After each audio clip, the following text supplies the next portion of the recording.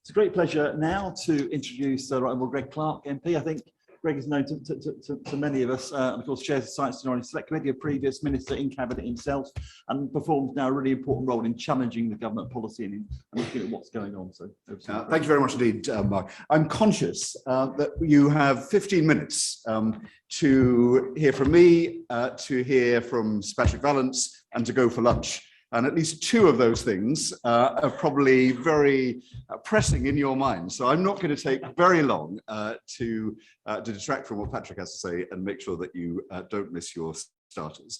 Other than to introduce to you what I think you should regard as your select committee in Parliament. The Science and Technology Select Committee, which I have the privilege of chairing, is not quite unique, but certainly very unusual in being a select committee that doesn't just scrutinize one particular department. We have George Freeman before us quite a lot, and we do, as Mark says, place a great deal of emphasis on understanding and scrutinizing and challenging the work of him and his team. But we have the great good fortune to be able to rove across the whole of government and to take an interest in science, in the broad definition that George used, wherever it takes place. And if you look at some of the inquiries that we have been conducting in the past year, I think you see that.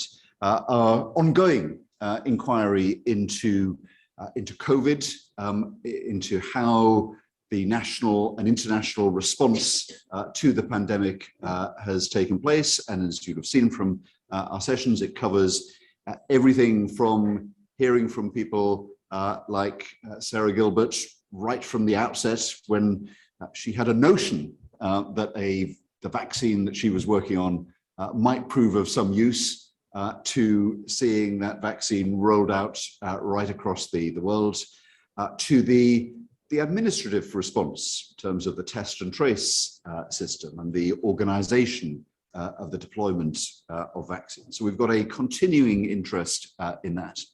But aside from COVID, we have just finished an inquiry into space and satellites and the implications they have for this country and the rest of the world.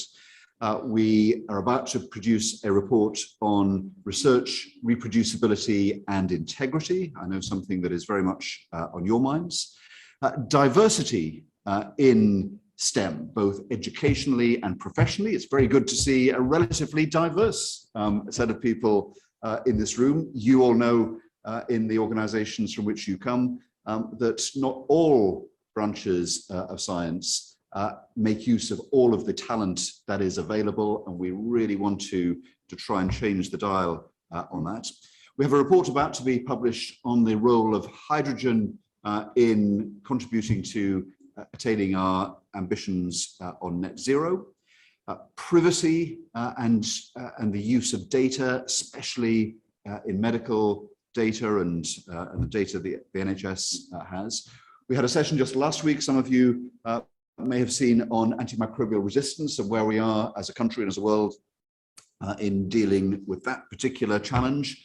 We have a session that looks to be very interesting tomorrow morning. Anyone want to tune in from 9:30 or come to our room just around the corner here on blockchain and its implications for us all. We expect, now that the reports are on the Minister's desk, to have a session inquiring into the nurse, Tickell and grant reports into science, organisation and funding. This time next week, we will be in Northern Ireland taking evidence in Stormont on the role of science and technology in Northern Ireland. And we will, shortly after the summer, embark on a new set of inquiries, one of which I just want to flag with you today, which is putting the question as to what one of our inquiries should be over to you. We will, in the next few days, invite the science community, the technology community, institutions to make suggestions to us as to what would be a suitable area of inquiry for us in the autumn and winter of the year ahead.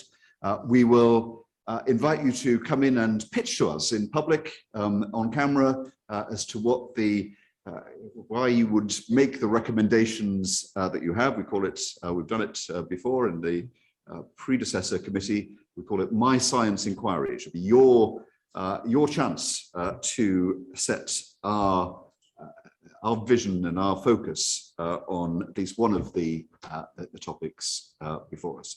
So I hope you will participate in that. Just kind of linking into some of what George said, this is quite a moment for science and technology at so many different levels. The real expansion of funding is beyond anything that I managed to achieve when I was Secretary of State. I don't know about having people in the cabinet.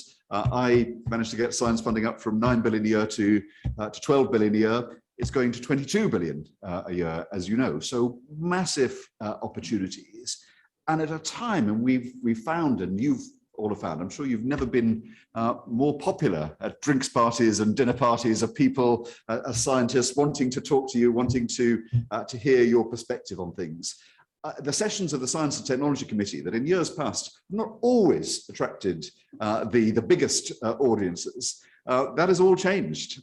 Certainly during the pandemic, the news channels would go straight to take gavel-to-gavel coverage of our proceedings, and that has lasted. The figures that we know, the members of the public viewing our sessions and interacting with us has stayed very intense. There is huge interest in science and technology. Many of you in this room, and certainly your organizations, have helped us with our inquiries by providing written evidence and evidence in person to us. We rely on that. We're a group of 11 people. We make recommendations to government and sometimes to other public bodies. But the recommendations we make are not just kind of fanciful notions in our minds. They come from evidence. We hear evidence, and what we do, our modus operandi, is to cite the evidence that we've heard, to commend it to government, to translate it into policy recommendations. The government is required to respond to it, and then we have a vow of tenacity to kind of follow up the recommendations that we've made to try to make sure that they are implemented. So it is your committee. I hope that you will continue to engage with us. We're very grateful for the interactions that we've had over the years, and in particular during the time when it hasn't been possible to meet like this in person. I think probably, Mark, I'm happy to take questions, but I suspect that the room probably wants to hear from Sir Patrick before you go off to lunch, if that's okay with you. Thank you very much. Thank you very much.